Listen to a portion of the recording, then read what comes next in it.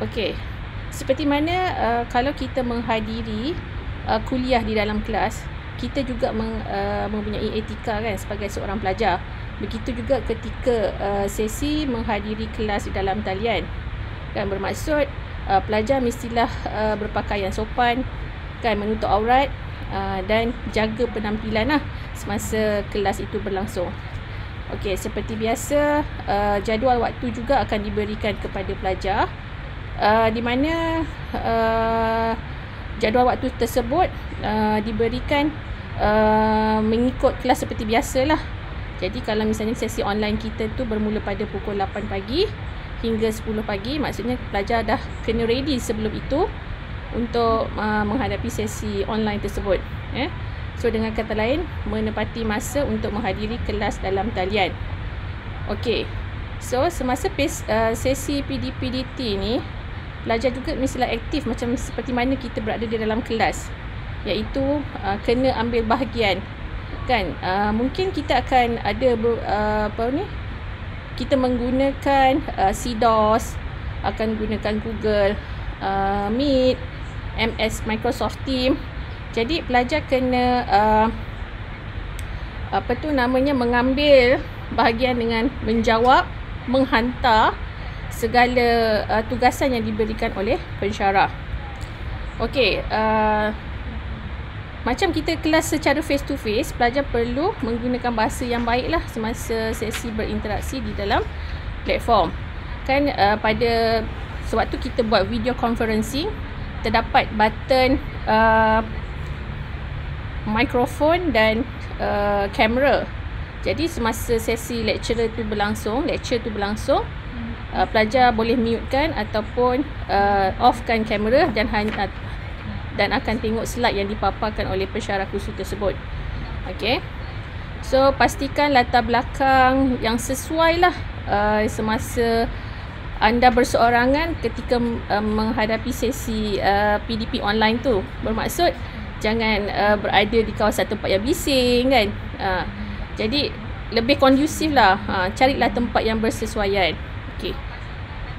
Kemudian sambungkan kamera ke komputer anda supaya dapat berkongsi kamera jika diperlukan. Kadang-kala kehadiran memang akan diambil. Seperti mana kita masuk kelas seperti biasa. Jadi kalau pensyarah khusus tu nak tengok okey siapa yang hadir pada hari ini, sila onkan kamera. Okey. Nanti kita akan tengoklah berdasarkan daripada notification di sebelah kiri ataupun kanan mana-mana CDOS punya platform ataupun Google Meet ataupun MS Team mengenai pelajar yang login kelas pada ketika itu. Okey. So berada di tempat yang sunyi semasa kelas supaya tiada bunyi-bunyi yang tiba-tiba dapat didengari oleh seluruh kelas. Kan? Contoh kalau siapa yang berada dekat rumah, kenalah mungkin kena tutup bilik kan, supaya tiada dengar bunyi-bunyi yang boleh mengganggu awak punya PDP. Okey, so tadi seperti mana saya cakap, tutup mikrofon jika anda tidak bercakap. Jadi bila anda nak bercakap, nak tanya soalan pada pensyarah khusus tu, anda bolehlah onkan mikrofon.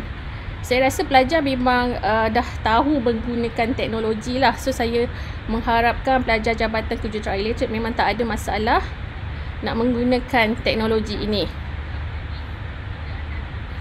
Okey, perkataan teaching and learning ini dalam bahasa Inggeris kan. So dalam bahasa Melayu ni adalah pengajaran dan pembelajaran.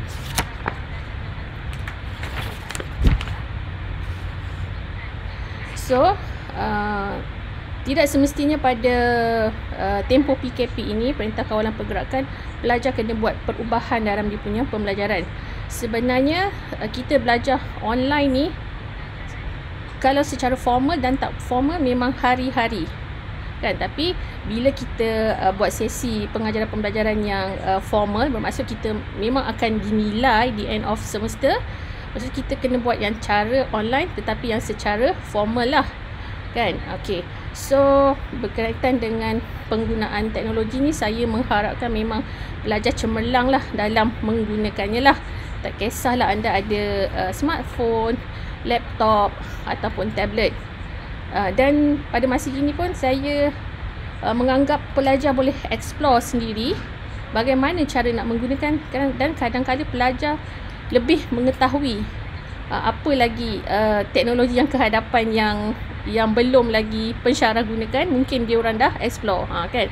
Jadi secara tak langsung sesi perkongsian tu boleh berlaku lah. Okey, berikut ini adalah model cadangan pembelajaran bagi politeknik di seluruh Malaysia lah bagi sesi Jun 2020. Okey, ini hanya terpakai untuk sesi PKP ni lah.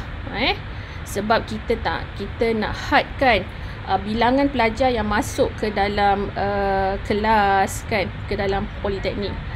Okey, sebelum ni pun pelajar dah tahu berkenaan pada semester 1, semester 5, semester 4 dan semester 5 pelajar ini memang akan balik ke politeknik. Okey, manakala pelajar semester 2 dan semester 3 mereka akan menjalani PNP mereka secara online, bermaksud mereka tidak perlu balik ke politeknik. Okey, sebagai contoh, pelajar semester 1 ni memang kena wajib balik sebab kita pensyarah khusus pun tidak pernah berjumpa mereka dan mereka pun tak tahu bagaimana sistem pelaksanaan pembelajaran sebagai pelajar politeknik. Okey,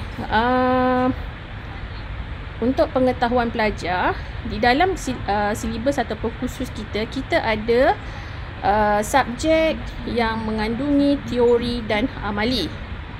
Okey, teori dan amali. Jadi amali bagi pelajar semester 1, semester 4 dan semester 5 mereka memang kena buat di dalam makmal ataupun bengkel di politeknik. Tapi dengan penjarakan sosial dan SOP yang kita telah tetapkan lah. Nanti bila balik kena ikutlah arahan daripada masa ke semasa yang dikeluarkan oleh pihak jabatan lah. Bagaimana kita nak masuk kelas, duduk dalam berkumpulan, tu semua. Maksudnya amali tersebut dijalankan seperti biasa tetapi dalam kumpulan-kumpulan yang lebih kecil. Okey, manakala semester 2 dan semester 3 ni memang tidak perlu balik dan subjek-subjek telah disusun, kesesuaian subjek itu telah disusun, mereka boleh mengikutinya secara online. Kan, bermaksud tugasan hantar online, sesi kuliah video conferencing, pertanyaan tu semua. Okey, sebenarnya banyak kaedah lain kan yang kita boleh gunakan.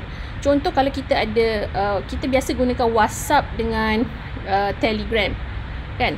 Pada first perkenalan dengan pelajar bila sesi kuliah masuk ke kelas, pensyarah khusus akan suruh kita buat grup kelas kan, grup WhatsApp ataupun grup Telegram tentang subjek tersebut. Jadi segala info ataupun arahan akan dimasukkan ke dalam tu. Tetapi bagi bahan PNP, pihak politeknik telah menyediakan satu platform iaitu CDOS. Kan, jadi semua tertumpu dekat situ, PowerPoint, soalan practical work, soalan tutorial, soalan end of chapter, soalan mini project, semua boleh diakses daripada situ dan pelajar perlu download. Ni semester 2 dengan semester 3 tak akan berjumpa langsung dengan lecturer. Tapi kita bolehlah buat masa video conferencing tu, pelajar onkan kamera masa sesi berlangsung kan, macam nak berkenalan first session tu. Okey, bila dah ada arahan kena jawab tugasan tersebut, lepas tu ada kena upload pula jawapan-jawapan pelajar ke dalam folder yang disediakan. Pensyarah kursus akan cuba membuat PNP tu lebih interaktif dengan kepelbagaian tools, dengan memasukkan contoh forum ataupun kita ada video, pelajar buat ulasan daripada video tersebut, lepas tu ada image. Jadi ada soalan-soalan yang berkaitan dan perlu upload semula. Okey, pensyarah bagaimana pensyarah tu nak pastikan bahawa pelajar pada ketika dengar tak sesi kuliah dia. Contohnya dia akan bagilah beberapa simple quiz.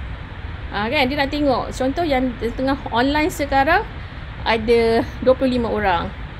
Ada soal, dibagi soalan. So, sepatutnya 25 orang kena respon soalan tersebut. Itu dah cara ini macam mana kami nak memastikan bahawa pelajar sentiasa bersama kami semasa sesi PNP tersebut berlangsung. Okey, saya macam tak sabar nak, saya sebagai pensyarah khusus macam tak sabar untuk menghadapi sesi PDP online ni sebab ia memang tak berlaku. Maksudnya kalau kita tak ada PKP pun mungkin pelaksanaan kita still masuk in traditional method, kita masih lagi masuk dalam kelas kan. Tapi kita akan cuba gunakan peluang ini macam mana kita nak laksanakan PDP online ni. Okey, bagi semester 6, pelajar akan pergi ke latihan industri lah. Okey, maklumat ni akan disampaikan nanti daripada masa ke semasa lah apa yang perlu dilakukan oleh pelajar LI ni. So sekarang ni kita fokus pada dalam sesi ni kita fokus pada semester 1 hingga semester 5. Okey, persediaan pelajar menghadapi PDP-DT. Okey, mesti pelajar mempunyai telefon pintar. Kan? Zaman sekarang pun memang kalau kata pelajar tak ada smartphone adalah satu benda yang pelik lah. So, telefon pintar wajib ada. Okey, laptop ataupun komputer. Kan? Dan talian internet. Wi-Fi atau telco, plan postpaid ataupun prepaid yang bersesuaian lah. Maksudnya kalau pelajar dah ready dengan jadual waktu, kalau rasa internet pada ketika itu tak kuat ke, ada masalah ke, kan, telefon rosak ke, sila maklumkan kepada pensyarah khusus lah. Puan, saya tak dapat hadir kelas pada ketika itu. Contoh kelas teori kita akan dilaksanakan selama 2 jam. Tapi tak semestinya 2 jam tu pelajar perlu berada di depan PC. Kan, hanya 45 minit sahaja lecture secara online ni. Dan yang selebihnya bagi memenuhi 2 jam tu, pensyarah akan bagi soalan-soalan lah yang berkaitan dengan chapter tersebut. Okey. So seperti mana saya maklumkan tadi, kelas online juga diambil kehadirannya. Kan, bagi semester 2 dengan semester 3 ingat ya, kelas online, semester yang lain pula yang hanya ambil kelas teori untuk yang datang hanya yang buat PDP online teori pun kena ambil kehadiran secara online. Okey. Pelajar juga berkeupayaan menggunakan kemahiran memahami teknologi digunakan dalam PDP serta mempunyai inisiatif ingin tahu tentang sesuatu perkara. Okey. So, tu yang seperti mana yang saya cakap ni, pelajar sekarang pun dah boleh explore sendiri. Kan, sebab kita nak pelajar ada buat pembelajaran secara kendiri, kan. Jadi kadang-kadang dia boleh explore lebih daripada tu. Pelajar perlu melaksanakan dan menyiapkan segala aktiviti yang disediakan oleh pensyarah mengikut masa yang telah ditetapkan. Okey. Sekiranya tadi menghadapi masalah untuk online kelas, sila maklumkan kepada pensyarah khusus. Dan pensyarah pun sebenarnya tak adalah macam memang kena strict, tapi kalau dah pelajar tu tak ada langsung, sehingga kan kalau awak tak boleh untuk mengikuti kelas kami secara online, kami boleh post. Kami terpaksa kena post. Contohnya nota PowerPoint. Kan, sebab pelajar kata, puan, saya memang tak dapat, saya memang kawasan rumah saya memang tak ada. Tapi kita ni sekarang berada di fasa Perintah Kawalan Pergerakan Pemulihan. Mungkin pelajar boleh keluar sedikit daripada kawasan rumah untuk cari tempat yang ada network. So inisiatif pelajar lah, dia nak macam mana dia nak menuntut ilmu, dia kena ada inisiatif sendiri untuk dapatkannya, kan. Saya rasa kalau pelajar tak ikuti kelas pengkuliahan seperti biasa, dia akan tercicir lah. Lain maklumat ni kalau dia tanya pada kawan, kan. Melainkan dia dengar sendiri lecture pada hari tersebut. Ataupun pensyarah juga akan buat inisiatif lain dengan buat recording lah kepada dia punya sisi PNP. Okey, ni saya cakap tadi lah. Paling teruk pun ada smartphone lah. Dan provider yang bagus, tablet dan laptop. Okay. So, effect of MCO to education. Shift of learning space from public space to personal space. Maksud from public space ni, before this kita memang letakkan kumpulan pelajar ini di dalam kelas dengan bilangan pelajar 40 orang contoh dalam satu kelas. Tetapi macam semester 1, semester 4 dan semester 5 yang balik, walaupun mereka dalam satu kelas 40 orang, kita terpaksa hadkan kepada 20 orang disebabkan perlu memenuhi SOP penjarakan sosial. Okey, jadi bagi yang semester 2 dengan semester 3, itu dah tadi perlu ada personal space, kan? Dan perlu berpakaian sopan macam adalah macam menghadiri kelas lah, sekurang-kurangnya lah macam tu. Okay, shift of delivery teaching method from one size fit all to individualized and differentiate learning. Maksudnya dekat sini kita dah mula bertukar lah daripada traditional method secara kepada online method. Sebenarnya dia tak ada satu kekangan pun ataupun satu perubahan yang besar pun. Jadi sebenarnya itu atas kehendak diri sendiri bagaimana kita nak buat supaya pembelajaran kita tu lebih kondusif lah. Pelajar yang kena set up tempat dia, work area dia, macam mana nak dapatkan nota, macam mana nak tu. Sebab kita semua cuma kita laksanakan macam tempoh hari tu yang kita Perintah Kawalan Pergerakan yang awal, fasa-fasa yang awal tu. Macam mana kita dapat data, kan? Melalui WhatsApp, Telegram, tu semua kan. So daripada YouTube ke. Okay. Shift of responsibility in the teaching and learning process, active participations of household members. Itu yang saya cakap tadi. Akan ada pensyarah khusus akan buat pelbagai aktiviti lah, forum, soalan dan pelajar perlu respon, upload bahan. Dan pensyarah khusus akan tetapkanlah tarikh bila dihantar, masa bila. Sebab kalau semester 2 dengan semester 3, mereka sekurang-kurangnya ada 4 ataupun 5 subjek. Jadi dia kena manage masa dia lah. Untuk subjek ni macam mana, untuk subjek ni macam mana dia nak handle. Terutamanya yang semester 2, semester 3 ada yang berkaitan belajar tentang programming, AutoCAD, ECAD, kan? So pensyarah akan menggunakan pelbagai platform. Jadi di pihak pelajar, mereka kena dia kena install software-software yang berkaitan untuk memastikan bahawa dia pun seolah-olah belajar di dalam kelas seperti biasa. Okay. Shift in learning evaluation from final exam to formative assessment. Kalau masih ingat lagi, pada semester Disember 2019, masa tempoh PKP kita diarahkan untuk dilaksanakan pada 18 Mac. Kita masih ada lagi 2 minggu untuk sesi PNP yang belum kita selesaikan. Pelajar pun sibuk hantar tugasan tersebut sebab kita nak mengejar tempoh mengisi markah dalam SPMP. Sama jugalah macam ni. Pelajar kena hantar, setiap tugasan kena hantar. Kena buat satu file dalam, contohnya dalam satu PC awak kena buat folder pada semester 2. Apa subjek-subjek dia, asingkan. Dalam subjek semester 2 contoh ni ada assessment dia apa, ada quiz, ada soal end of chapter, ada practical work, kena asingkan. Dan kita akan kalau misalnya quiz dengan ujian tu memang terpaksa dijalankan secara online, tapi itu adalah dikategorikan sebagai synchronized assessment. Maksudnya kita bagi masa dan pelajar perlu jawab pada ketika itu dan hantar pada ketika itu. Bermaksud kalau pelajar tak jawab, maksudnya dia mungkin akan boleh dapat jawapan daripada orang lain lah, kan? Sebab dia dah lambat.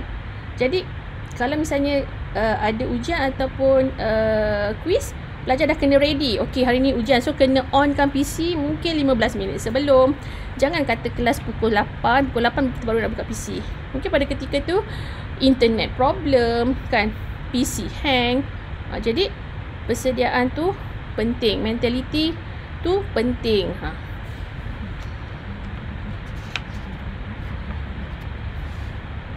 Okay, instructional method. Okay, face to face learning, flipped classroom learning, fully online learning. Face to face learning ni macam yang kita jumpa dalam kelas tu lah. Kan, kita boleh nampak keadaan pelajar tu, pelajar yang lemah, pelajar yang lemah maksudnya bukan lemah macam mana, pelajar yang daripada segi IQ dia kan. So kita boleh kenal pasti, tapi kalau secara online kita tak boleh kenal pasti. Macam itu, cuma berdasarkan soalan yang kita bagi dengan bagaimana dia respon terhadap tugasan-tugasan tersebut, cepat, lambat, cara penulisan yang dihantar tugasan tersebut kan. So daripada situ kita nak ubahlah kepada flip classroom learning kan. Flip classroom learning ni bermaksud kita jumpa student, tapi kita ada juga beri tugasan secara online kan. Contoh pada semester 1, semester 4 dengan semester 5 kita jumpa student pada practical work, pada kelas practical work, tapi pada kelas teori kita tak jumpa. Jadi pada masa tu pada masa kelas practical work kita dah boleh kenal pasti, oh grup kumpulan pelajar ni lemah. So macam mana kita pensyarah tu nak cater dia, buat soalan ke macam mana kan, digrupkan bercampur dengan kumpulan yang pelajar yang aktif kan. So soalan secara teori tu memang kita akan hantar secara online lah. Okay, fully online learning yang tadi saya cakap semester 2 dan semester 3. Dan memang mengharapkan pelajar yang aktif lah. Dan sentiasalah keep in touch dengan pensyarah melalui WhatsApp ataupun Telegram. Okay, bagi pelajar senior, dia dah tak ada masalah dah dengan apa maksud logo yang e-learning ni kan. Tu adalah trademark bagi CDOS punya platform lah kan. So semua bahan PNP pensyarah akan masukkan di dalam sini, di sini. Okey, lagi satu, CDOS juga mempunyai apps melalui mobile phone, iaitu dikenali sebagai Moodle. Okey, macam mana kita nak dapatkan Moodle ni? Okey, kalau melalui Android kita boleh dapat melalui Apple Store kan. Kalau melalui iPhone kita boleh dapat daripada App Store. Maksudnya daripada situ pelajar tak ada alasan kata puan laptop tak boleh buka sebab awak ada smartphone. So kita, pihak Jabatan Pengajian Politeknik dah ready lah apa kemungkinan-kemungkinan yang akan berlaku bagi memastikan perjalanan PNP tu berjalan dengan lancar. Okay, saya harap pelajar boleh lepas ni download siap-siap Moodle apps daripada phone masing-masing. Okay, kemungkinan ada juga pensyarah yang akan menggunakan Google Classroom kan. Kalau dia nak buat dia punya secara video conferencing, dia akan buat melalui Google Meet. Dalam Google Classroom juga dia sama sahaja seperti CDOS, tetapi kelebihan pensyarah, kesesuaian mereka nak gunakan masa tu terbuka kepada mana-mana pilihan yang mereka anggap senang dan senang nak berinteraksi dengan pelajar. Okey. Yang ketiga adalah Microsoft Teams. So Microsoft Teams ni pun ada juga dia punya platform untuk kita buat video conferencing, dan juga macam mana kita nak upload bahan, macam mana pensyarah nak sharing PowerPoint dia, soalan-soalan dia, macam tu.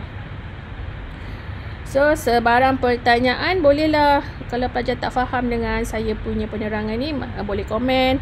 Nanti saya punya administrator akan tolong jawabkanlah berkenaan perkara ini. Okey, virtual classroom.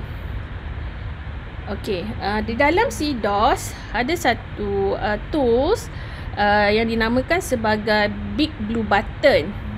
Okey, Big Blue Button ni adalah additional plug-in yang dimasukkan sama dia punya functionnya macam kita buat video conferencing menggunakan Microsoft Teams dengan Google Meet. Kan? Dia boleh buat secara live lah. So sama ada Microsoft Teams, Google Meet, Zoom, Cisco Webex, BlueJeans. Kalau nak tahu dia punya apa fungsi-fungsi ni, boleh melayari internet lah. Memang banyak information tentang semua virtual classroom yang akan digunakan. Kan, masa sebelum kita naik belajar ni, kita dengar cikgu sekolah rendah mendengarkan guna. So ni kita akan guna ni bermula pada bila naik semester. Kan, lebih kurang pada 10 hari bulan 8 kalau tak silap saya lah. Kita naik semester sesi Jun tahun 2020 bermula. Okey, e-learning tools. Okey, bila pensyarah khusus nak gunakan benda ni? Okey, sebagai contoh, bila dia dah habis menerangkan satu topik ataupun subtopik, kan, dia akan buat simple quizzes bagi melihat refleksi ataupun pemahaman pelajar tentang chapter tersebut. Okey, contoh dia akan gunakan quizzes, Kahoot, dan daripada situ data tu akan diambil. Contoh, dia akan generate sendiri markah pelajar tu, dan kita boleh tengoklah range pelajar 5 contoh dia punya soalan per 10. Jadi kalau 10 per 10 kita naik asal dah lah 8 ke atas, kita anggap pelajar memang betul-betul faham. Okey, 5 hingga 7 pelajar sederhana, dan 5 dan ke bawah dia akan kita rasa dia macam kurang menguasai tentang topik tersebut.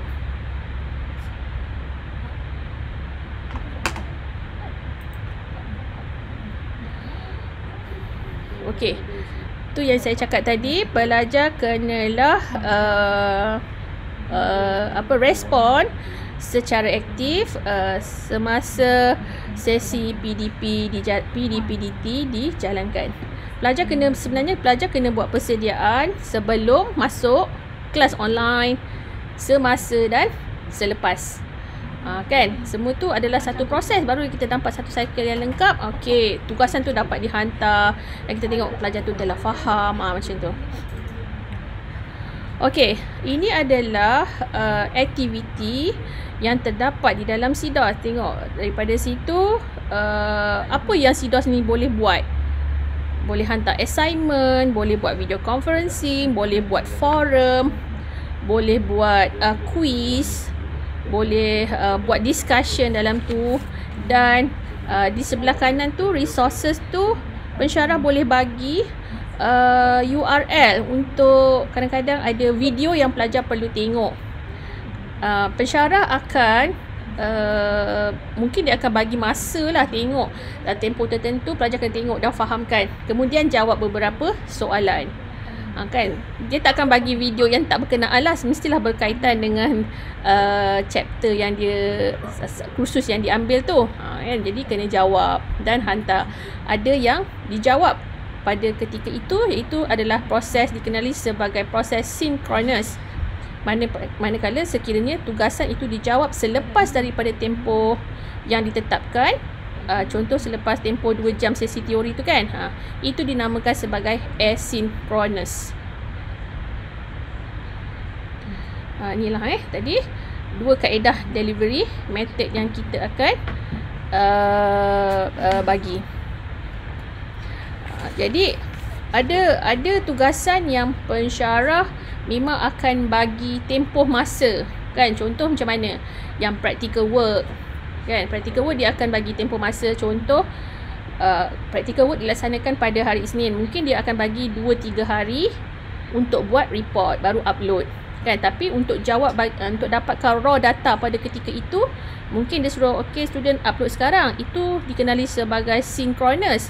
Manakala untuk complete, lengkapkan satu laporan tugasan tu, dia hantar pada hari Rabu contohnya, itu dinamakan asynchronous. Bermaksud dia hantar, dia pelajar respon bukan pada masa yang ketika itulah, ketika live. So dekat sini saya harap pelajar jelas tentang perbezaan synchronous dengan asynchronous learning ni. Nampak tak dekat situ? Dalam gambar ni saya tengok, saya letakkan synchronous e-learning ni adalah online. Manakala asynchronous, dia tidak pada ketika itu, dia macam diberi masa untuk pelajar menjawab, hantar, dan dia tetap kena hantar tapi bukan pada ketika itu. Okey. Ini kita nak tunjukkan perbezaan di mana high connectivity bagi asynchronous dengan synchronous activity. So high connectivity ni memang yang kita pakai live, yang kita gunakan secara live. Synchronous activity. Mana-mana kalau low connectivity kita pakai asynchronous activity. Ada juga pelajar dia hantar jawapan dalam WhatsApp group, dia convert dalam bentuk PDF, dia hantar dalam WhatsApp ataupun Telegram. Saya cadangkan pelajar perlu hantar di dalam platform CDOS. Bermaksud pensyarah dah boleh kumpulkan. Jadi kalau kita hantar dalam WhatsApp itu bercampur dengan soalan-soalan peribadi. Jadi kita takut benda tu boleh hilang. Tapi insya-Allah dalam CDOS tak mungkin hilang sebab kita dah buat dalam bentuk folder. Kan? Jadi kadang-kadang bila dalam grup kelas WhatsApp kita akan bincang benda perkara lain, pertanyaan lain, bukannya khas untuk tugasan sahaja. Saya cadangkan pelajar hantarlah segala tugasan ke dalam platform CDOS pensyarah. Okey.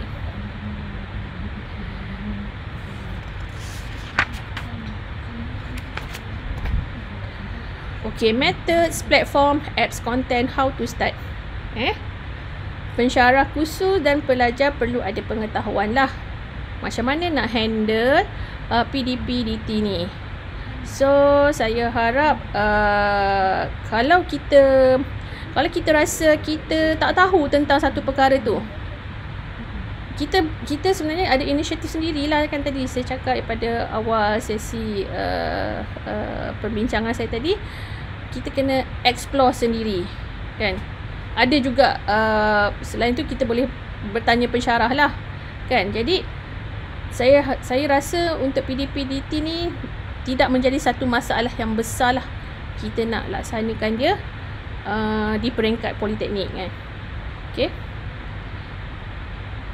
Okey, ini yang untuk pengetahuan pelajar saja dah, bahawa segala garis panduan pengajaran dan pembelajaran antarian ni memang disediakan oleh Jabatan Pengajian Politeknik dan Kolej Komuniti lah, kan. So kita politeknik lah.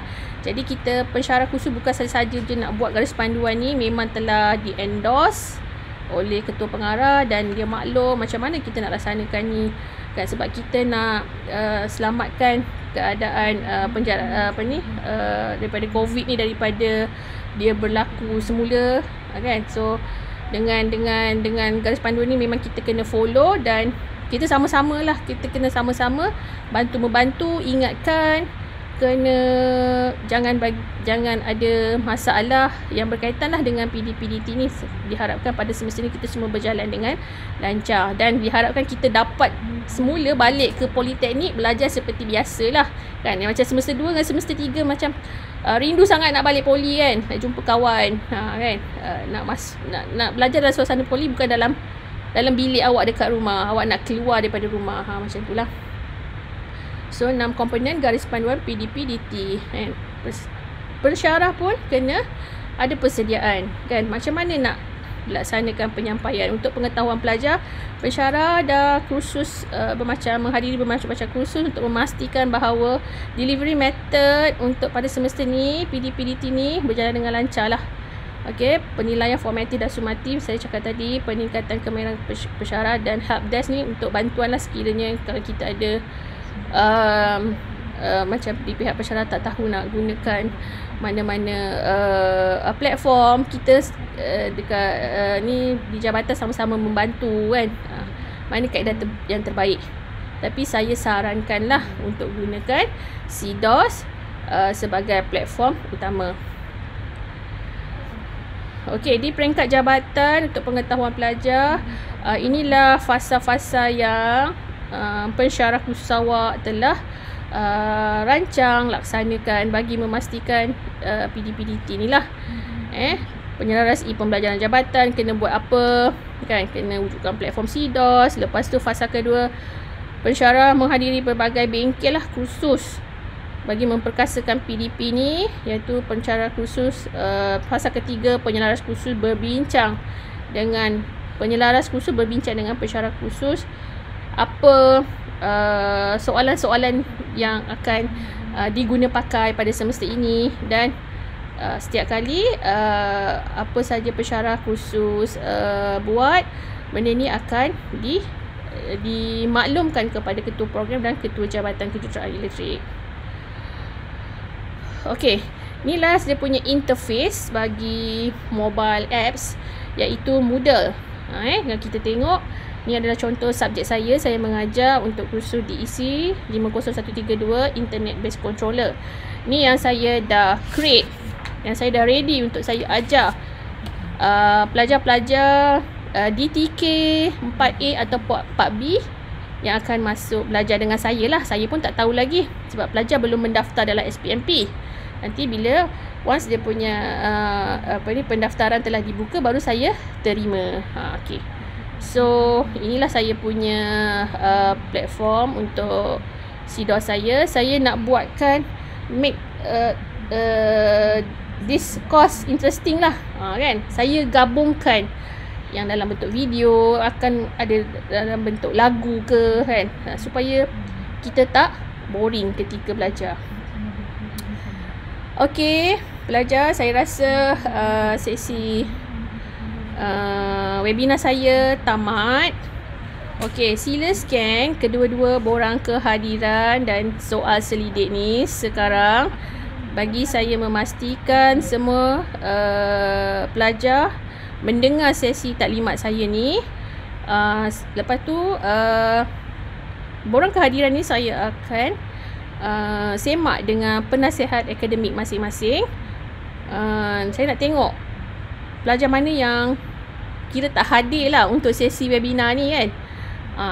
Sebab kalau dia tak hadir, dia tak dengar penjelasan, dia hanya tanya kawan lain, kan. Cara kawan sampaikan dengan apa yang saya sebagai penyelaras e-learning Politeknik sampaikan. Okey, saya bagi masa awak untuk scan isi borang kehadiran dan jawab soal selidik ini. Okey, sekiranya ada komen, bolehlah ajukan di ruangan komen untuk saya jawab lah.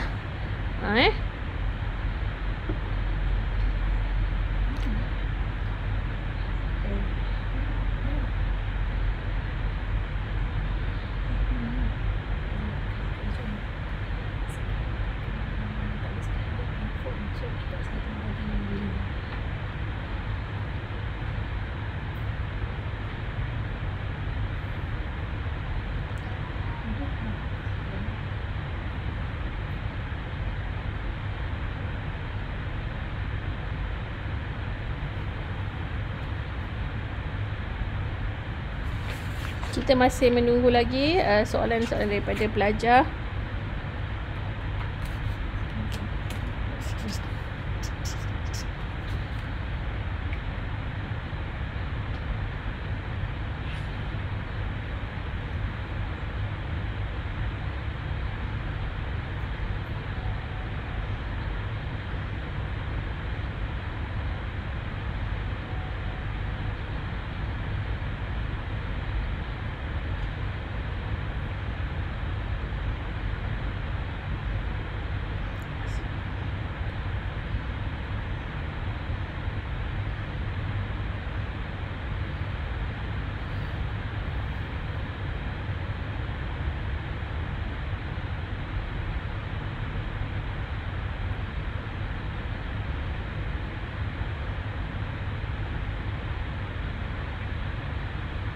Bagaimana tentang pelajar punya keputusan peperiksaan pada semester yang lepas? Kita tak ada final exam, kan? Jadi saya harapkan semua mendapat keputusan yang cemerlang lah. Betul? So itu ada juga saya dapati masih ada daripada pengalaman daripada yang 2 minggu kita tak ada pengkuliahan secara face to face tu, ada juga pelajar yang tidak menghantar tugasan. Jadi saya tak nak perkara itu berlaku lagi pada semester ini. Saya harap adanya perubahan, dan sebenarnya awak boleh skor kan kita laksanakan PDP online ni, sebab awak tak perlu nak pergi kelas kan. Bagi semester 2 dengan semester 3 awak tak perlu pergi kelas. Yang awak perlukan hanyalah effort awak, macam mana untuk kekuatan awak untuk belajar secara online, jawab semua soalan tu, buat tugasan tu kan. Kalau ada yang nanti pada tarikh waktu pulang ke politeknik tu tak sihat, awak jangan datang lah kan. Pastikan awak sihat lah untuk datang ke politeknik. Pastikan awak balik nanti awak bawa face mask, awak bawa hand sanitizer kan, untuk kita jaga kita kan. Kita kurangkanlah aktiviti luar, sebab di sana di luar masih lagi keadaan tidak selamat. Okey, dan kalau nak pulang ke politeknik tu kena rancang lah bila tarikh nak pulang kan, yang bagi yang kena pulang tu kan. Apa persediaan awak pula yang kalau nak pulang ke politeknik. Kalau yang persediaan untuk pelajar yang tak pulang tu lain pula kan. So masing-masing ada tanggungjawab masing-masing.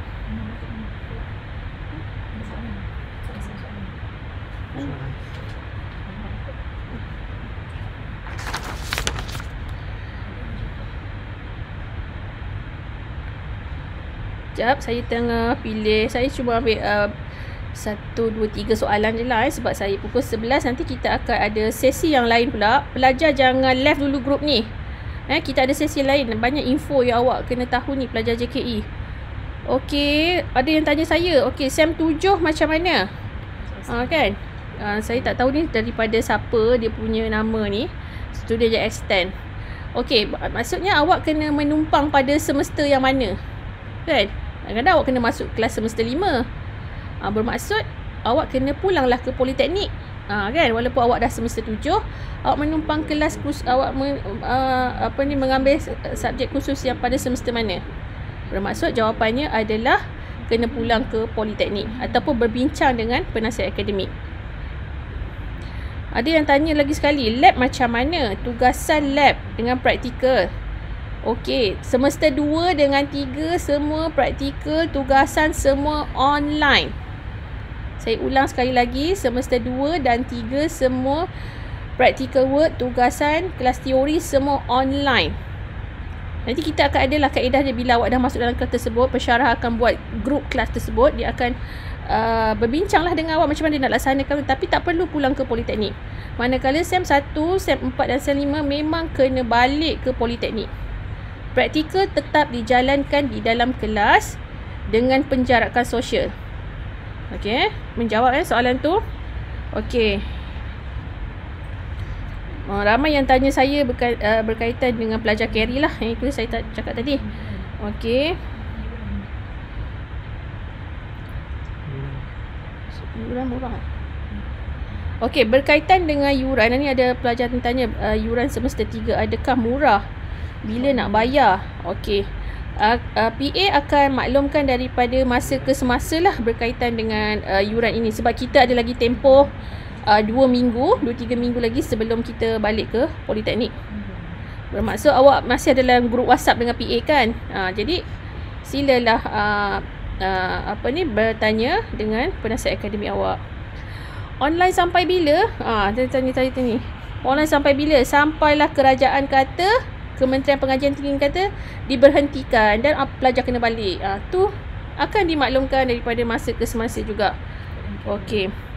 Pelajar extend pun sama tadi. Banyak yang tanya pelajar extend. Banyak ke pelajar extend dalam ni? Kan? Kelas online. Okeylah. Saya rasa saya dah bagi penerangan yang jelas berkaitan dengan ni dan menjawab beberapa soalan. Dan kebanyakan soalan ni adalah berulang-ulang. Kan? Berjumpa lagi dengan Puan Maizun. Sekiranya ada lagi webinar akan datang. Tapi awak jangan left dulu. saya serahkan kepada TS Mr. Ong Seng Kiong untuk sesi seterusnya. Banyak info ni. Awak kena ready dengan pengetahuan yang terkini lah. Macam pelajar yang semester 5 ni kan. Awak akan pergi LI. So information yang akan disampaikan oleh TS Mr. Ong ni sangat berguna. Okay, jadi stay tune.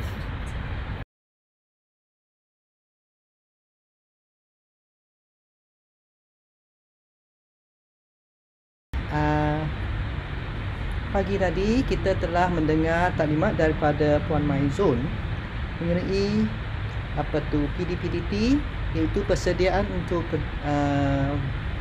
pembelajaran atas talian. Jadi di sini ingin saya bertanya ya, dalam melaksanakan PDP atas talian, anda semua menggunakan peranti apa, hardware apa? Adakah anda menggunakan komputer? Adakah anda menggunakan laptop?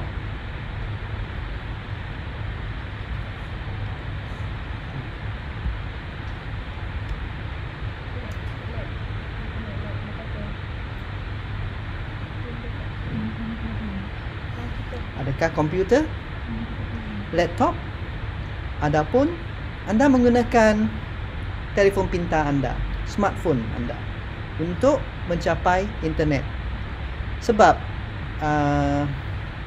dalam melaksanakan PDPT atas talian, okay, teaching and learning online ya, kita akan menggunakan sama ada komputer, sama ada bentuk laptop ke, bentuk tablet ataupun smartphone anda. Mungkin anda ada desktop komputer di rumah anda. Itu pun boleh menjadikan salah satu daripada peranti yang boleh digunakan untuk mencapai internet. Ya. Jadi, ingin saya bertanyakan di sini. Anda menggunakan peranti yang mana untuk mencapai internet? Saya rasa, saya kira ya, kebanyakan daripada anda menggunakan telefon pintar ataupun smartphone. Jadi,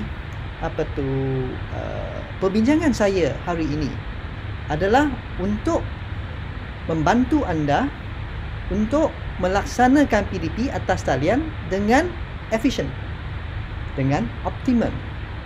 Apa maksud dia sebenarnya?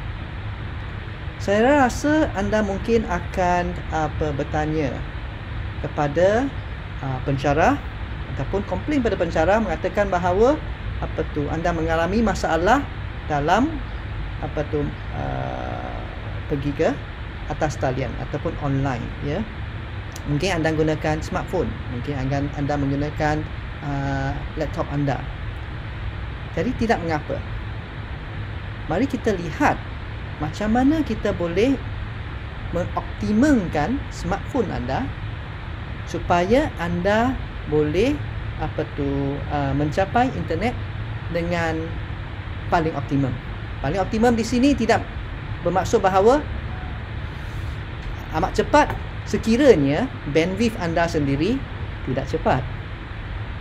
Di sini kita nak memastikan bahawa smartphone anda, telefon pintar anda tidak ada banyak perisian ataupun apps yang mengganggu telefon pintar anda supaya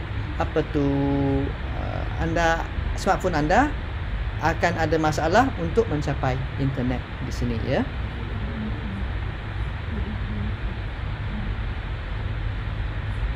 Okey. Yang pertama, sila lihat pada telefon pintar anda. Adakah telefon pintar anda mempunyai live wallpaper? Adakah anda tahu apa dia live wallpaper? Apabila anda menggunakan telefon pintar anda, mungkin pada skrin telefon pintar anda ada background wallpaper yang bergerak, yang aktif.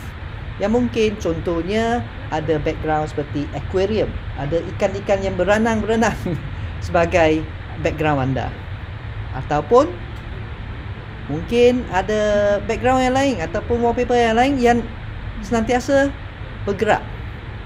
Itu adalah live wallpaper.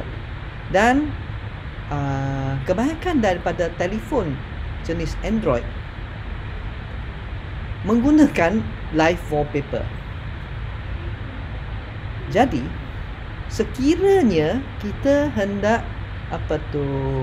masuk ke internet untuk melaksanakan PDP atas talian bersama dengan pensyarah anda, dan smartphone anda pula mempunyai live wallpaper yang aktif di belakang tabir, meaning in background, live wallpaper tersebut tengah aktif. Jadi live wallpaper tersebut menggunakan memory RAM bagi smartphone anda. Jadi ini akan mengganggu penghantaran data daripada smartphone anda ke komputer ataupun perkakasan pintar pensyarah anda. Ya. Jadi untuk memastikan bahawa PDP tersebut dapat dilaksanakan secara lancar, secara smooth, ya. Sememangnya kita hendak data yang dihantar ke internet hanya data yang berkenaan PDP anda. Okey. Apps lain, okey, wallpaper, terutamanya wallpaper live tersebut hendaklah deactivate ataupun ditutup, ya. Jadi, adakah anda tahu macam mana kita hendak deactivate ataupun tutup live wallpaper telefon pintar Android anda?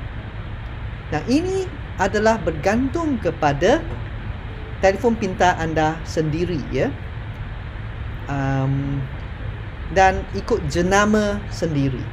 Jadi macam mana nak tahu? Senang sahaja, anda hanya perlu pergi ke talian internet, di Google, dan buat satu pencarian ataupun search. Ini adalah ikut jenama. Jadi contoh sekiranya anda menggunakan smartphone jenis Samsung, ya.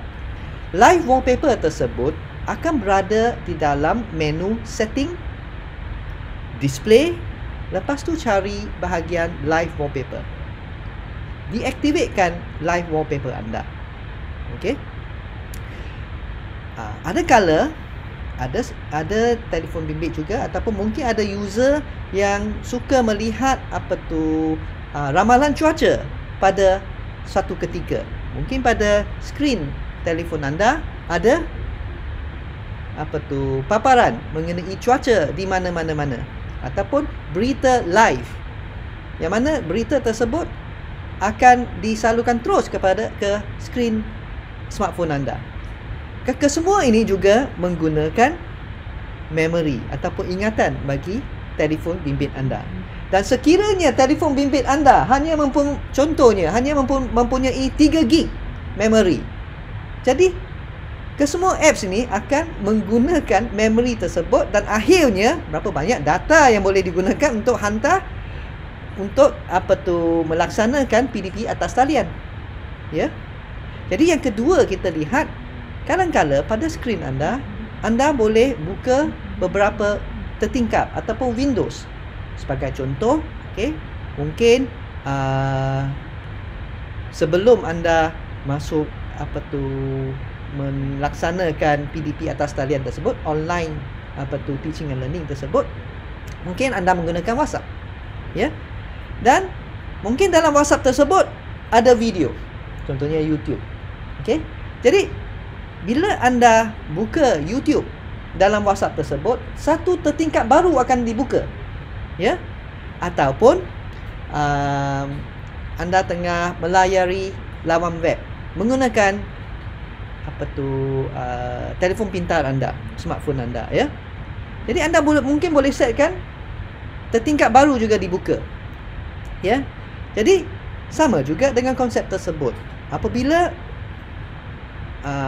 begitu banyak tertingkap ataupun Windows buka pada skrin telefon bimbit anda, ia juga menggunakan ingatan RAM anda.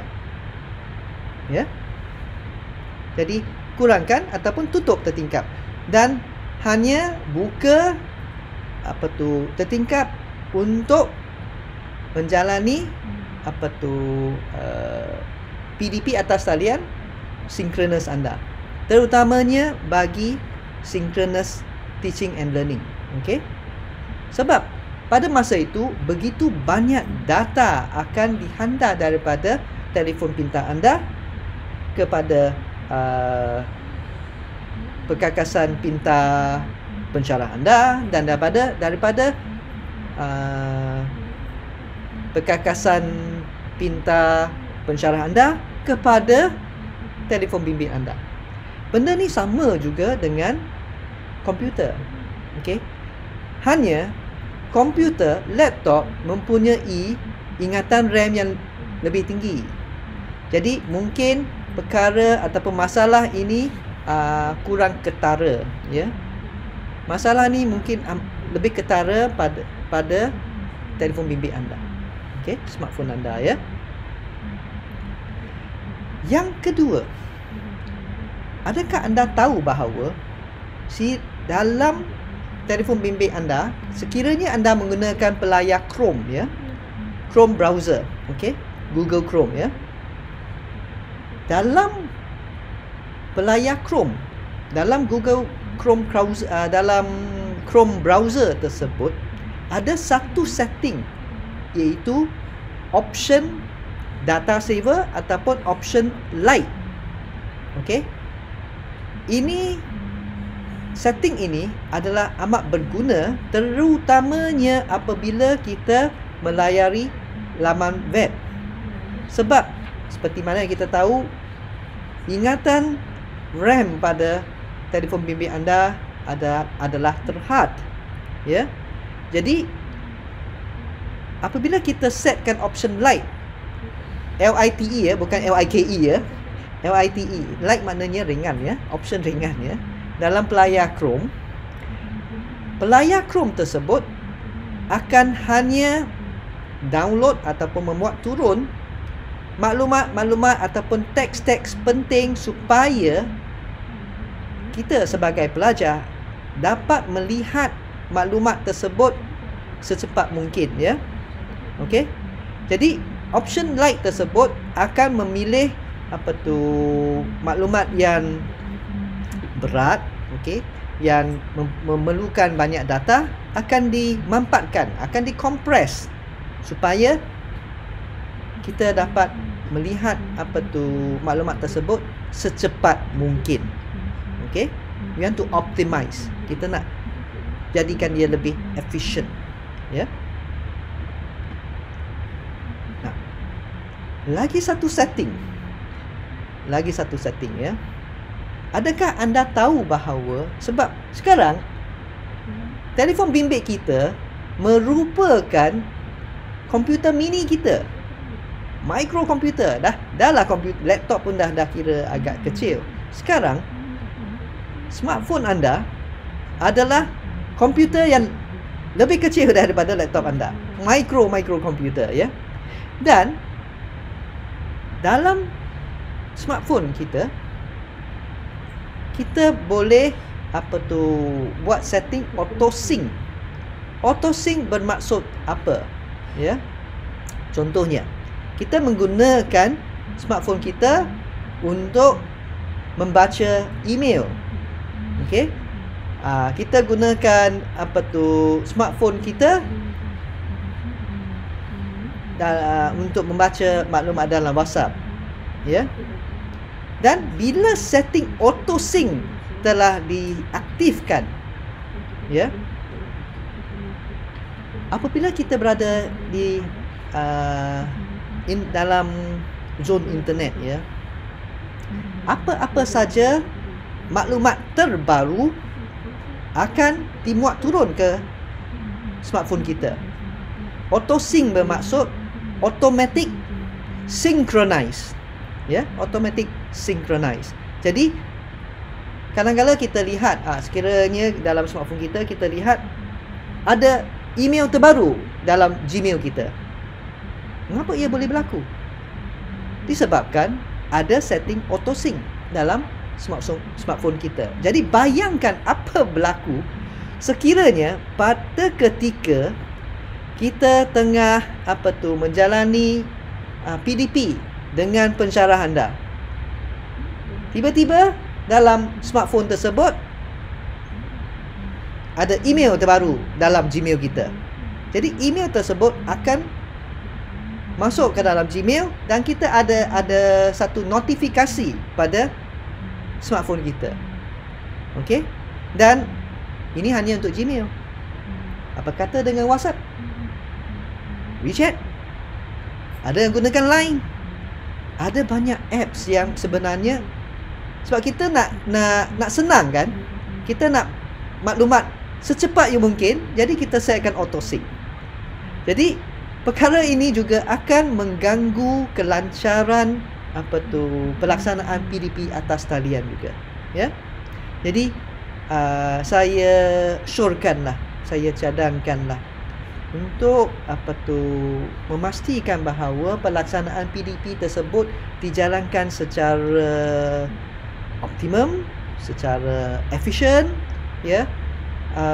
Setting-setting yang mana ia akan mengganggu ataupun akan ada data yang akan masuk secara background dari latar belakang, ya, kita deactivate, kita matikan sekejap, ya.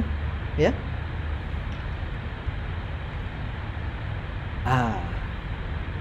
Saya rasa perkara ini anda sering buat, ya. Mengapa? Sebab semakin lama semakin banyak data disimpan dalam telefon bimbit anda, telefon pintar anda, ya.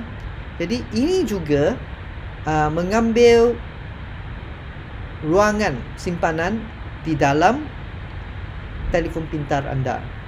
Jadi buangkan cache data ataupun file yang tidak digunakan, ya. Apa dia cache data sebenarnya?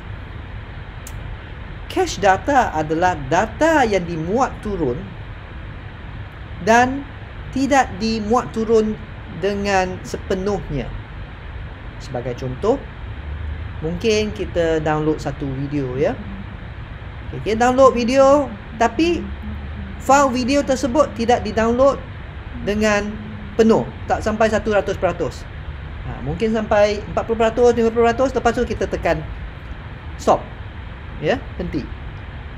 File tu sudah dimuat turun, tetapi bukan 100%. Jadi file tersebut adalah file yang sebenarnya yang tidak dapat digunakan, ya. Dan cache data adalah data yang dimuat turun daripada pelayar, itu browser, sama ada guna Chrome ke, gunakan Safari kalau gunakan iPhone, ya. Data tersebut dimuat turun, download dan disimpan dalam memori telefon anda, ya. Dan ini mengambil ruangan.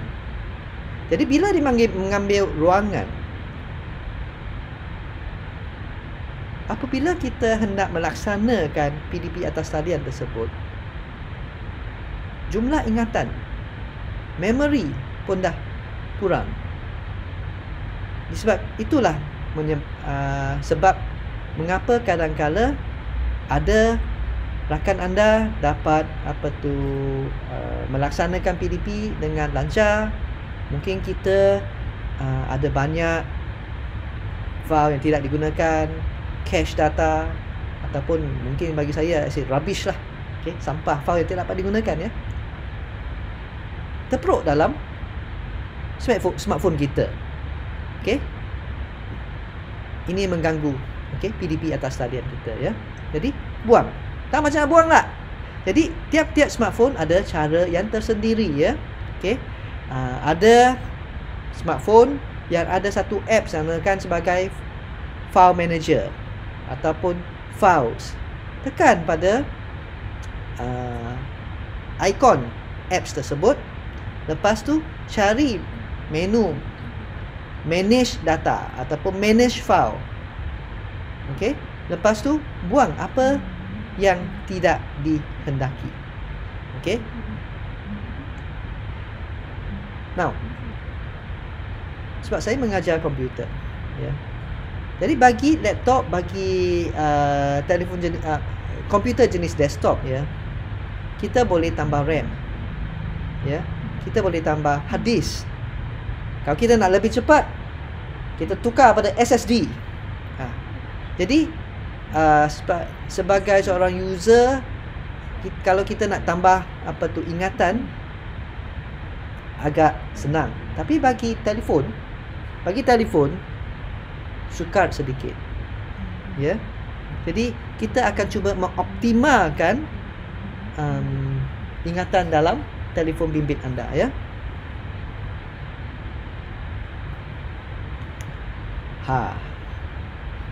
Adakah kita membuatkan perkara ini? Adakah kita pastikan bahawa sistem pengoperasian telefon pintar kita adalah yang terbaru? Adakah ia penting? Ya, sebenarnya apabila satu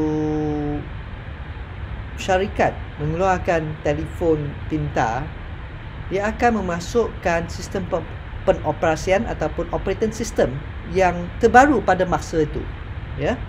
Tidak kira lah sama ada sistem pengoperasian tersebut adalah jenis Android ataupun jenis iOS untuk tabletnya ataupun untuk iPhone. Dulu ada telefon pintar jenis Windows Mobile, ya. Ini semua adalah sistem pengoperasian untuk telefon pintar anda, ya. Jadi untuk memastikan bahawa penghantaran data berlaku secara optimum, iaitu secepat yang mungkin lah. Optimum di sini adalah secepat yang mungkin, ya. Kita nak pastikan bahawa sistem pengoperasian telefon pintar kita adalah terkini lah. Jadi please update your smartphone OS. Okay.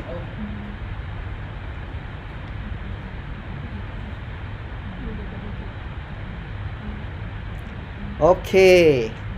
Sekiranya anda menggunakan langkah-langkah yang saya nyatakan tadi, anda masih mengatakan bahawa telefon pintar anda masih lembab, okey, terlalu banyak maklumat, terlalu banyak apps telah dimasukkan pada telefon pintar anda, apa boleh kita buat untuk komputer? Pernahkah anda terdengar istilah ini? Format komputer. Format komputer. Format komputer di sini bermaksud kita nak buang semua maklumat yang tidak berkenaan. Kita buang semua maklumat. Lepas tu kita bersihkan hard disk ataupun SSD pada komputer dan letak sistem pengoperasian yang terbaru. Jadi kira bersih lah, tak ada benda lain. Bila tak ada program-program lain, tak ada apps lain yang tidak berkenaan, of course komputer anda akan lebih cepat. Itu untuk komputer. Jadi untuk telefon pintar macam mana pula? Jadi untuk telefon pintar, kira format telefon pintar anda di sini adalah factory reset. So factory reset di sini bermaksud dia akan setkan kepada setting paling awal apabila telefon pintar tersebut adalah telefon yang anda baru belilah, telefon barulah kira, ya. Jadi factory reset akan buangkan semua apps semua data dalam smartphone anda. Okey, kira brand new lah. Tapi risikonya apa? Risikonya adalah data anda lah. Apps boleh di-download balik, boleh dimuat turun balik. Tetapi yang paling penting adalah anda punya data. Jadi sekiranya dalam telefon pintar anda ada maklumat-maklumat penting dalam bentuk video ke, dalam bentuk chat ke, ya, perkara ini perlu di backup dulu. Anda tahu macam mana backup tak? Dalam WhatsApp anda boleh backup kepada Gmail anda, ya. Video anda boleh gunakan pen drive yang boleh masuk kepada micro USB pada telefon pintar anda, ya. Pastikan anda setkan dalam telefon pintar anda supaya OTG itu adalah aktif. Okey, OTG adalah setting yang membenarkan telefon pintar anda untuk membaca pen drive anda. Sekiranya dia boleh mengesan ataupun detect pen drive anda, jadi semua maklumat dalam telefon pintar anda boleh dipindah ke pen drive anda. Lepas tu barulah anda rasa okey, lega, boleh buat factory reset, ya.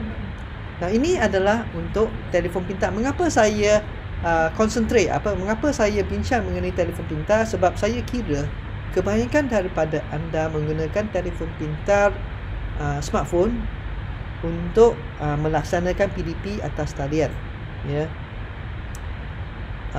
Of course dia ada advantage, iaitu ada kelebihan dan ada keburukan dia lah, ya. Kelebihan dia adalah kalau anda gunakan telefon pintar, senang dibawa, anda boleh bawa di mana-mana. Dan seperti mana yang kita dengar daripada Puan Maizum tadi, sebelum kita melaksanakan PDP di atas talian tersebut, kita kena merancang lokasi untuk melaksanakan PDP atas talian tersebut. Okey, katakan anda nak pergi ke bilik khas untuk melaksanakan PDP atas talian dengan menggunakan telefon pintar. Senang je kan, bawa je handset anda pergi ke satu bilik ataupun pergi ke tempat-tempat lain, ya. Kalau anda menggunakan laptop, boleh juga, okey, bawa laptop pergi ke bilik anda. Tapi sekiranya anda menggunakan komputer desktop, dah lah dengan monitor lah, dengan CPU lah, dengan keyboard lah, mouse pun mungkin anda kena ada. Lepas tu kalau desktop tersebut tak ada video cam, kena beli satu video cam. Okey. Now, itu adalah kelebihan kalau gunakan telefon pintar, smartphone anda. Okey, easy to bring, boleh bawa di mana-mana. Tetapi kelemahan dia adalah seperti mana yang saya bincang tadi lah, memori, ingatan dalam smartphone anda adalah terhad, ya. So semakin lama, semakin banyak apps yang telah di-install, dimasukkan, dimuat turun, semakin kurang memori yang ada pada smartphone anda. Jadi kita hendak memastikan bahawa sesi PDP atas talian bersama dengan pensyarah anda dibuat sebaik mungkin lah, ya. So kita kena buat persediaan. Okey, kita kena test run. Kita kena memastikan bahawa smartphone tersebut yang anda gunakan dapat memastikan bahawa PDP itu dilaksanakan dengan sebaik mungkin. Okey, saya rasa kemakan daripada pensyarah anda akan buat satu uji lari, test run, okay, bersama dengan anda.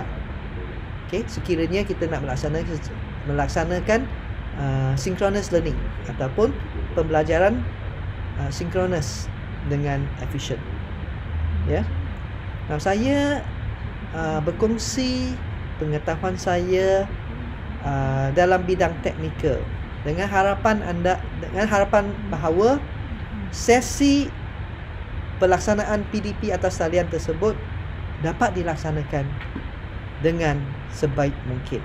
Sekiranya ada apa-apa persoalan, okey, anda mungkin boleh tanya cara untuk mengoptimumkan komputer anda, okey, laptop anda.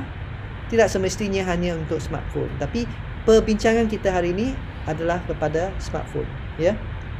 Tapi saya sedia menerima persoalan anda, ya. Jadi di sini saya ingin ucapkan supaya anda dapat melaksanakan PDP atas talian dengan sebaik mungkin. Selamat belajar norma baru, ya. Terutamanya untuk pelajar semester 2 dan semester 3. Tadi saya dengar bahawa setakat ini, ya, pelajar semester 2 dan semester 3 akan melaksanakan PDP atas talian secara 100% setakat ini. Sehingga kita mendengar arahan terbaru daripada KPT, ya. Okay, di sini ada beberapa persoalan yang diajukan dalam YouTube, ya. Okey. Sekiranya tiada wifi, macam mana, ya, cadangan.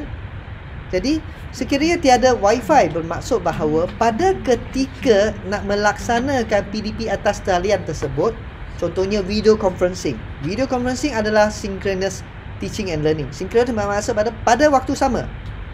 Okey, video conferencing, anda dapat melihat pensyarah anda mengajar, ya.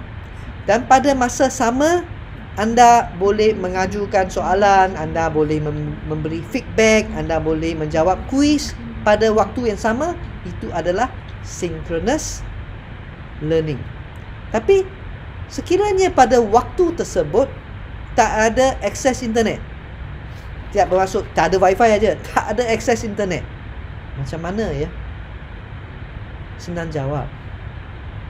Pada ketika sesi pembelajaran tu berlaku, anda tak dapat mengakses internet, maknanya anda tidak dapat masuk sesi PDP atas talian. Itu jawapan yang paling pendek. Tetapi tidak bermaksud bahawa anda tidak dapat melaksanakan PDP. Okey? Kita tak dapat melaksanakan synchronous teaching and learning, kita boleh melaksanakan asynchronous class. Asynchronous class bermaksud bahawa pensyarah anda mungkin akan merekod seperti mana yang kita tengah buat sekarang.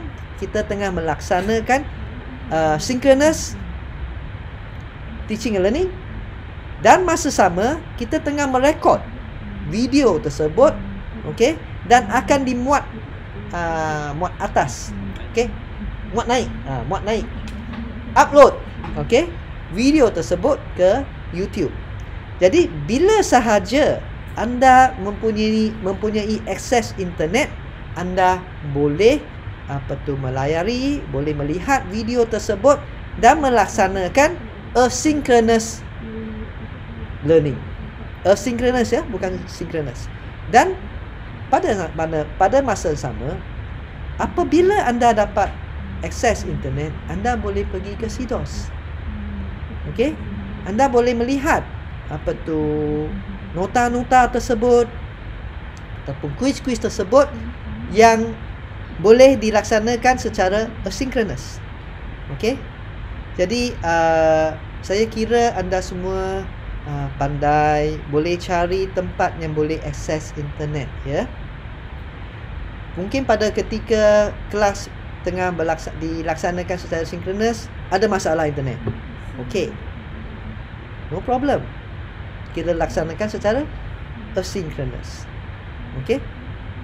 Soalan kedua, macam mana nak buang cache daripada RAM? Nak buang cache daripada RAM? Okey, tak apa, saya jawab soalan yang ketiga dulu.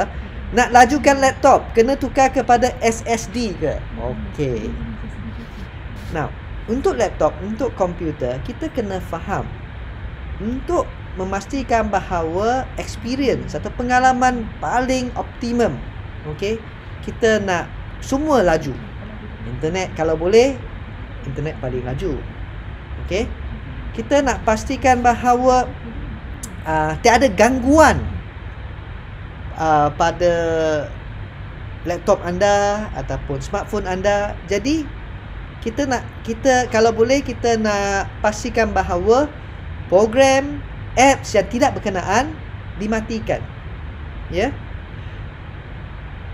Kalau kita tukar daripada hard disk kepada SSD, ya memang SSD adalah lebih laju daripada hard disk. Tapi kalau pada masa sama anda pun buka, katakan 10, 20, 30 tertingkap, masing-masing menggunakan memori, saya rasa PDP atas talian anda juga terganggu lah. Ya. SSD adalah agak mahal berbanding dengan hard disk, tetapi kos untuk SSD sudah semakin lama semakin kurang. Jadi sekiranya anda mempunyai budget untuk tukar daripada hard disk kepada SSD, bagus juga. Ya. Macam ni lah. Sekiranya kita gunakan hard disk, dan bila kita nak boot up komputer, proses untuk boot up mungkin kalau gunakan hard disk mungkin dia mengambil masa antara 20 saat hingga 30 saat. Okey, kalau gunakan hard disk.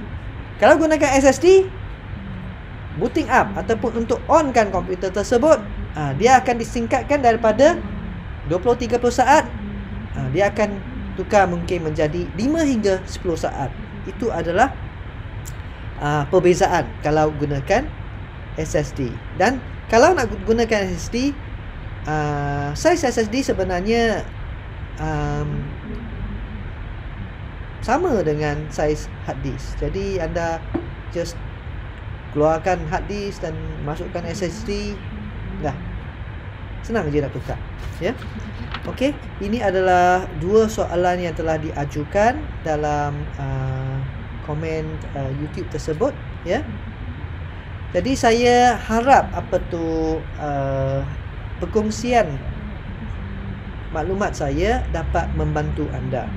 Sebab tujuan kami sebagai pensyarah di Jabatan Kejuruteraan Elektrik Politeknik Port Dickson, kami amat mengharap bahawa sesi pelaksanaan PDP antara pensyarah dengan pelajar dapat dilaksanakan dengan sebaik mungkin, selancar mungkin. Okey, tapi dalam proses tu mungkin ada sedikit hiccup ataupun masalah kecil pada awal-awalan. Okey, jadi saya amat mengharapkan sekiranya ada apa-apa masalah, sila berhubung dengan pensyarah anda, PA anda.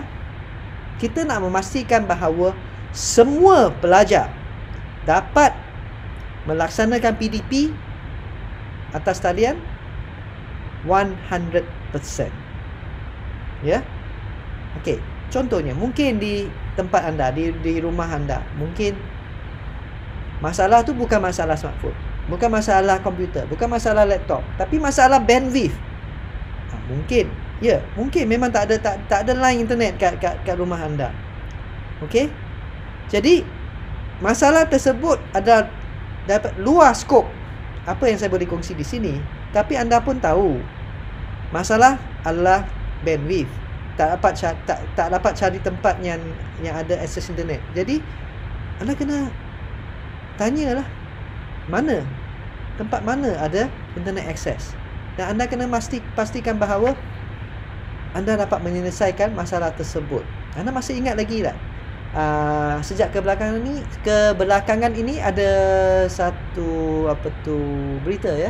Ada seorang pelajar di Sabah, ya. Dia terpaksa panjat pokok semata-mata untuk mencari talian internet. Okey? So, saya tidak cakap bahawa anda kena panjat pokok, ya.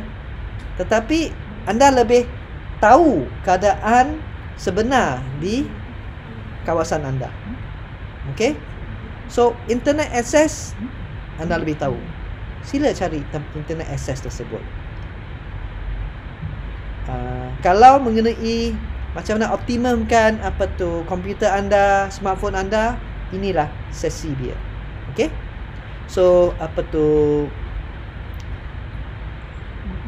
di sini sahaja perkongsian ilmu saya setakat ini, dan saya juga amat mengharapkan anda isi borang kehadiran melalui QR code di sini, soal sedik di QR code di sini, ataupun tadi saya dengar bahawa anda menggunakan smartphone untuk melayari, untuk melihat YouTube video ni, dan anda tidak boleh scan QR code tersebut. Jadi URL ataupun link untuk borang kehadiran tersebut sudah dikongsikan oleh administrator, oleh koordinator bagi sesi webinar ini. Dah ya? Kita dah share dah. Okey. Jadi sekian saja perkongsian saya setakat ini, ya.